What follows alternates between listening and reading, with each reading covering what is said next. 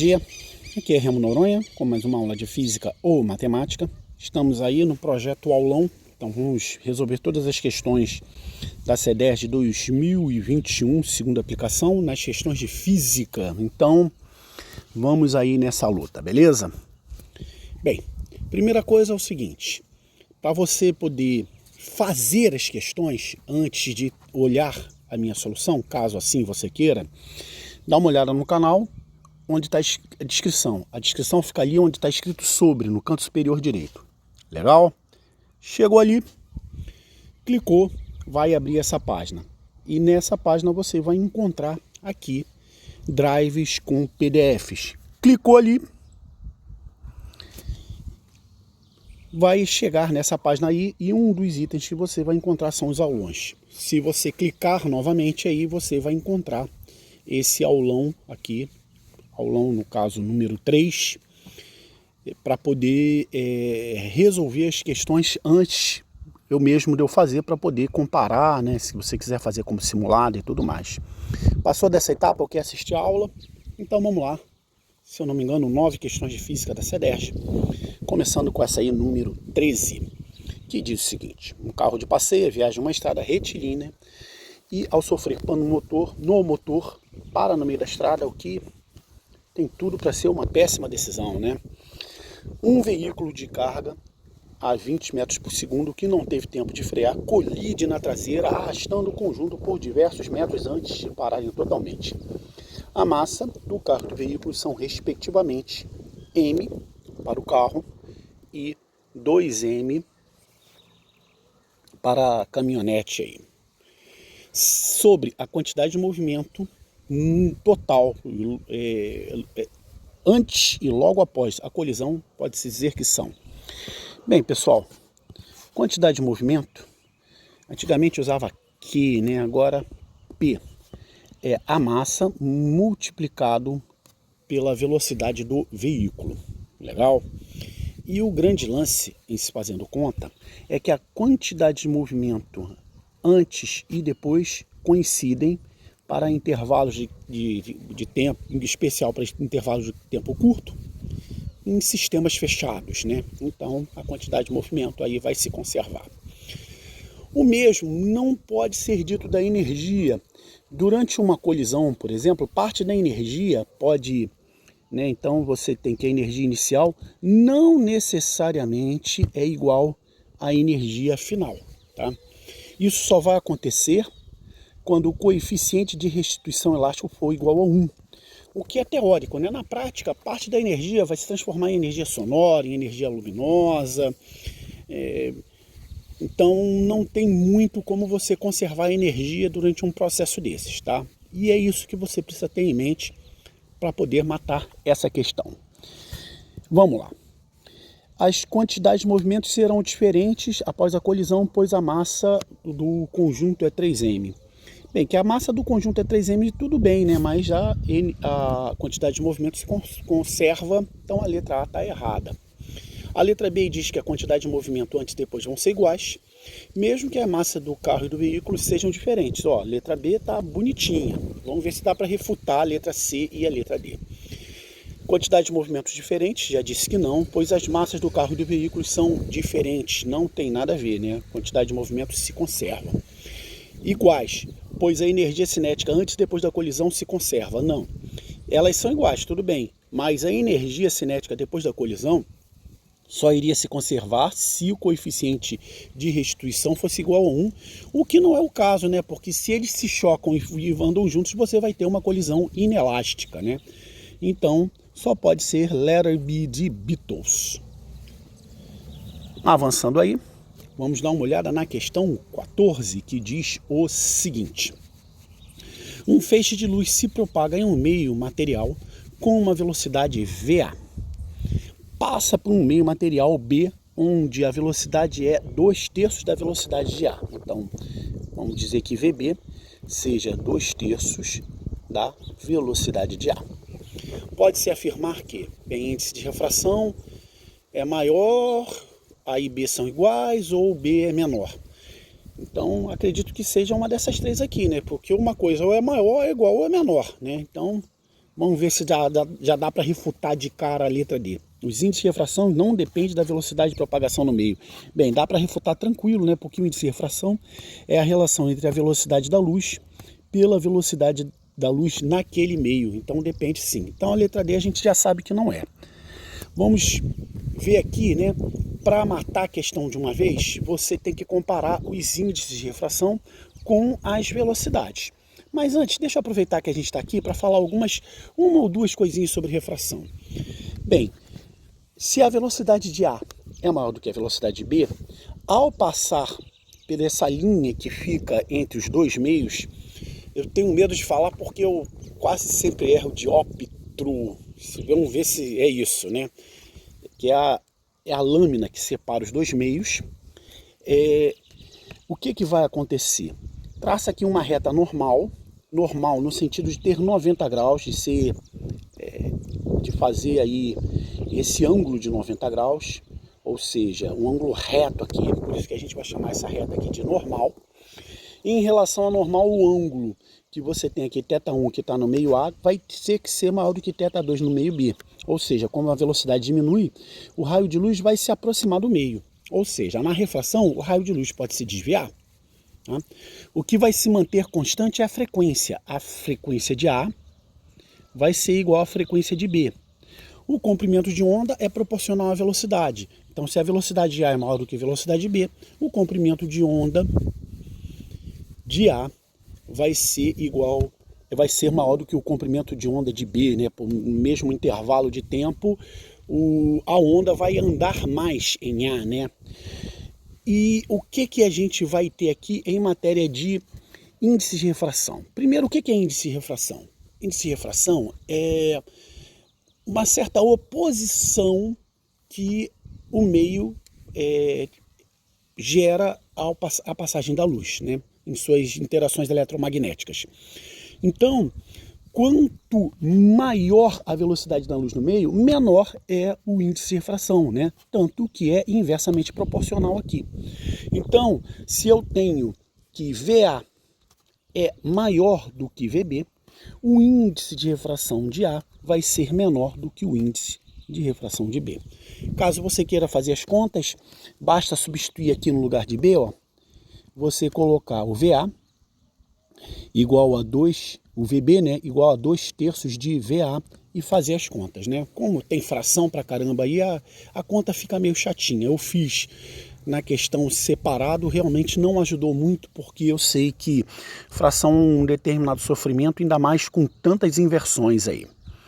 Bem, então, o que a gente vai ter que o índice de refração de A vai ser menor do que o índice de refração de B, o que a gente vai encontrar na letra A, né? O índice de refração de B é maior do que o índice de refração de A. Então, letra A de anarquia, e não se fala mais nisso. Vamos seguir aí, né? Não se fala mais nisso para a questão 14, porque chegou aqui a questão 15, que diz: os testes de segurança e conforto são comuns na fase de desenvolvimento tecnológico dos veículos automotores. O teste de conforto garante que a aceleração máxima do veículo não ultrapasse a 1/10 da aceleração da gravidade G, né? Então, normalmente a gente está trabalhando aqui, né, com G igual a 10 metros por segundo ao quadrado, né? Tá aqui adiante ele diz: durante o teste, o veículo partiu em repouso e manteve a aceleração máxima permitida percorrendo a distância de 50 metros em uma linha reta. Considerando G igual a 10, né, eu já tinha me adiantado, o módulo da variação da velocidade em metros segundos nesse teste foi D. Bem, pessoal, primeira coisa que a gente tem que ter em mente é que quando você tem algo em cinemática que não te diz tempo, desconfia do uso de Torricelli, né? No caso em particular, a velocidade inicial vai ser igual a zero, né? Porque partiu do repouso, e a gente faz as contas aí que vão ficar da seguinte forma: velocidade ao quadrado vai ser igual a V0 igual a zero, então some duas acelerações, no caso G dividido por 10, multiplicado pelo deslocamento. Eu vou fazer uma coisa que eu não faço muito aqui, que é colocar as unidades para vocês verem que, como está todo mundo no sistema internacional, você vai chegar à velocidade em metros por segundo. Olha só como é que funciona. 2 vezes G, 10 metros por segundo ao quadrado, dividido por 10 vezes o deslocamento, vezes 50 metros. Bem, vamos cortar esses 10 aqui, ó. E o que você vai ter? 2 vezes 50 é 100. Então a parte numérica fica 100. Deixa eu dar uma melhorada na letra aqui. Que multiplica metro vezes metro, metro ao quadrado, dividido por segundo ao quadrado. Então, se você quiser saber ver, você vai ter que extrair a raiz disso aí tudo aí, ó. Então fica 100 metros quadrados, segundos ao quadrado. Extraindo a raiz, o que você vai ter? Raiz de 100, 10. Raiz de metro ao quadrado, metro. Raiz de segundo ao quadrado, segundo. Ó, como é que a unidade bate bonitinho? 10 metros por segundo. Vai lá, marca a letra A de anarquia e adeus a questão 15. Avançando aí, uma questão que foi até interessante, né? Um aluno me mandou de madrugada, falando, Remo, tem que anular a questão. A única reclamação que eu posso ter é que faltou aqui uma linhazinha pontilhada para ficar claro quem é esse H aí de 0,9 metros, né? Que é a altura dessa rampa aí de cima. Mas, como isso está no texto, não tem como anular a questão. A questão está redondinha, beleza? E vamos a ela. Para facilitar a tarefa de carregar um caminhão com caixas, o entregador decide instalar uma rampa entre o chão e o baú do caminhão, de forma que possa lançar as caixas na altura final igual a gazão aí, que é 0,9 metros, como representado no esquema abaixo. A caixa é lançada de um ponto A com velocidade de 5 metros por segundo, está aqui, com o intuito de atingir um ponto C. Você quer que a caixa chegue até aqui, no baú do caminhão. Quando passar pelo ponto B, que estará a uma altura equivalente à metade da altura final, ou seja, essa altura daqui, ó, vai ser a gazão dividido por 2, desprezando-se as forças de atrito, dizendo que a aceleração da gravidade é 10 metros por segundo ao quadrado. A partir dos dados apresentados, a velocidade que a caixa que tem 1 kg passa pelo ponto B vai ser D. Bem, questão de conservação de energia, né? Vamos ver o que acontece aqui. Em A, e repara que ele não quer a velocidade quando chega em C, ele quer a velocidade quando chega em B, tá lá no texto. Legal? Então, o que eu vou ter? Que a energia mecânica em A vai ter que ser igual à energia mecânica em B. E em A, você, levando em consideração essa referência aqui, o chão daí dessa história, você só vai ter energia cinética. Então, massa, velocidade A ao quadrado, dividido por 2. Vai ter que ser igual, ó, em B o que você vai ter? Vai ter energia cinética, né? Você espera que esse cara aí se movimente para poder chegar até C. E vai ter energia potencial gravitacional. Massa, a aceleração da gravidade multiplicado pela altura, né? Só que a altura em B é H dividido por 2. Então vamos fazer os cortes aí, tá? Eu posso cortar essa massa com SS, né? Lembrando que eu poderia ter colocado as massas da direita aqui em evidência. E o dividido por 2, pela mesma lógica, você também pode dar-se as mãos e ir embora. Então você vai ter que velocidade A ao quadrado, vou botar ela já numericamente, 5 ao quadrado, vai ser igual a velocidade B ao quadrado, que é o que eu quero saber, menos G, que é igual a 10, vezes Hzão, que é 0,9. Então VB ao quadrado vai ser igual a 25, que é 5 ao quadrado, menos 9. Então VB ao quadrado é 16, fazendo com que VB seja igual a 4. Cuidado, porque aqui está em metros por segundo, né? Tá todo mundo no SI aí, enquanto que a resposta está em quilômetros por hora, né? Ele até foi bonzinho, que ele poderia botar aqui 4 km por hora e você ir na C de marcar, né? Tem que tomar cuidado. Então, lembrando, para passar para km por hora, eu tenho que multiplicar por 3,6. 6 vezes 4, 24, vai 2. 12 com 2, 14. Então, 14,4 km por hora. Deixa eu dar uma melhorada nesse H aqui. Vai lá, marca letter B de Beatles. E não se fala mais nisso, em se tratando da questão 16. Vamos então para a questão 17, teórica aí de leis de Newton, que diz o seguinte: em um dia sem vento, Para colocar a pipa no ar, um garoto corre no horizonte com a pipa amarrada em um fio ideal, fazendo-a subir a uma altura constante em relação ao solo.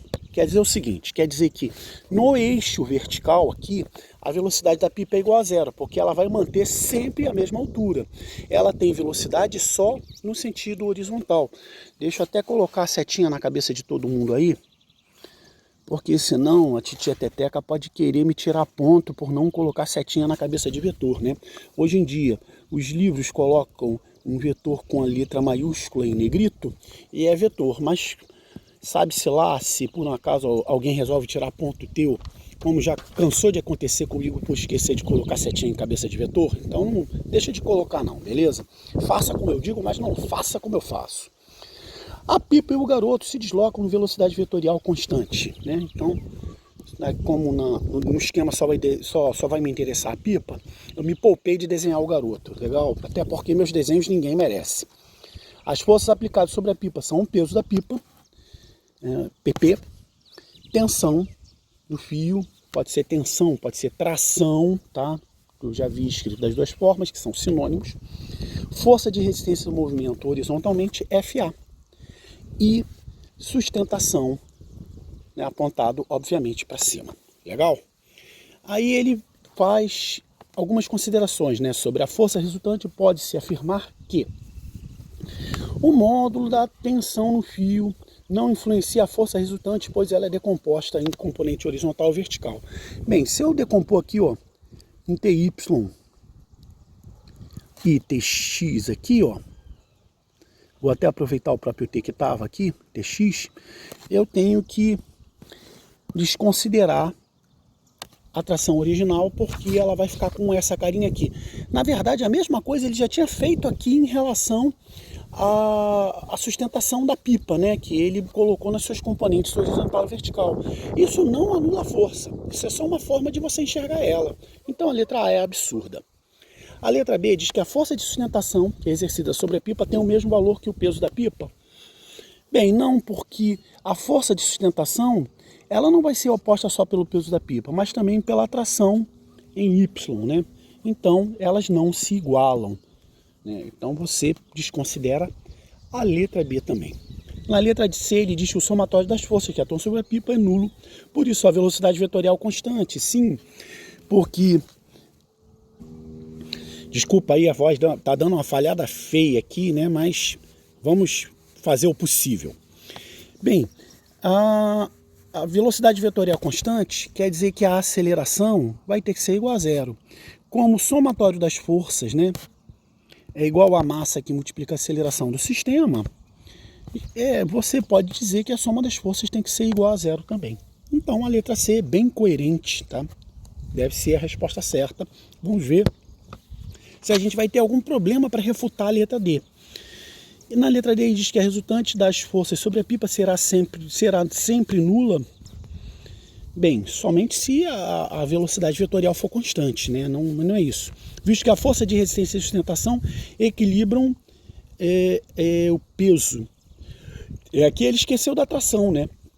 O equilíbrio acontece porque essas forças de sustentação e o peso tem o equilíbrio dado também pela atração que a pipa está sofrendo. Então ele esqueceu de uma força aí. Vai lá e marca a letra C de cachorro louco, prontinho para se despedir desse aulão, resolvendo a questão 18, que é a última que nós temos aí. Que diz o seguinte: em uma residência, dois dispositivos com maior consumo de energia são ligados conforme o esquema abaixo em uma rede elétrica de 120 volts. Está aí a diferença de potencial entre esses dois pontos. E ele mostra aqui que aqui passa uma corrente de 10 A e aqui uma corrente de 20 A. Mais adiante no texto isso vai ser confirmado, porque ele diz que as correntes elétricas dos dispositivos 1 e 2 são respectivamente de 10 e 20 A. Então a corrente elétrica total e a resistência equivalente no circuito, bem, a corrente total dá para morrer aqui mesmo, né? Porque aqui, ó, está entrando com 10 A, aqui está entrando com 20 A. Então a corrente que vai passar aqui no circuito como um todo, como entra 10 e 20, você vai ter que sair aqui com 30 A, porque corrente que entra no nó somada, né, o somatório das correntes que entram no nó, tem que ser iguais à corrente que sai do nó. Então, a tua resposta vai ser 30 amperes. Você já pode eliminar aqui logo de cara a letra A e a letra B. Beleza até aí? E ele pergunta qual vai ser a resistência equivalente. Gente, eu tenho duas soluções aqui que estão na minha cabeça, que é o seguinte. A primeira é você descobrir cada uma das resistências, tá? Então, ó, nesse trecho aqui, ó, em um eu vou ter que, ó, I1, R1 vai ter que igualar a 120 volts, né? Porque a DDP é igual à intensidade de corrente que multiplica a resistência de uma maneira geral. Então, aqui, como eu sei que I1 é igual a 10 amperes, R1 vai ser 120 dividido por 10, então eu vou ter 12 ohms aqui. Então aqui eu descobri o que aconteceu nessa perna aqui. Vamos ver o que acontece na perna 2.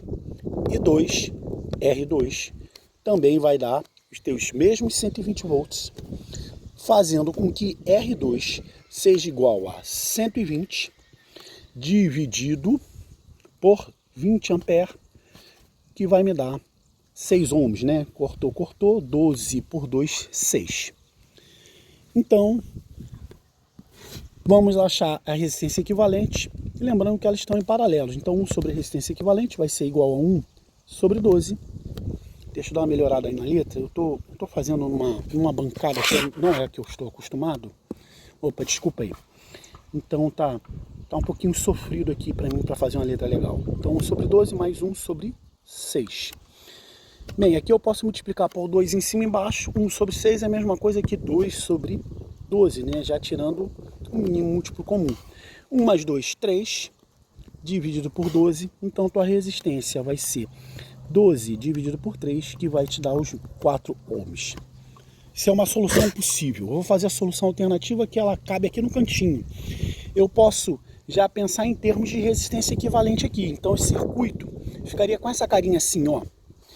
Passaria por uma resistência equivalente aqui, uma corrente de 30 amperes em uma DDP de 120 volts. Então, ó, 120 vai ser igual a 30 amperes vezes a resistência zona. Então, a resistência zona vai ser 120 dividido por 30, que é a mesma coisa que 12 dividido por 3. Então, a tua resistência, desculpa pela letra horrível, vai ser igual a 4 ohms. De qualquer forma, vai lá, marca a letra D de Drosophila melanogaster, no momento que a minha voz está se despedindo de mim.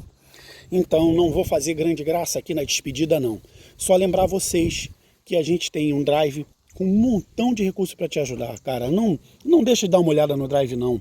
O Drive te levou até aqui porque você precisou dele para poder resolver as questões, mas ele tem outros recursos também. E no mais, aquele enorme abraço.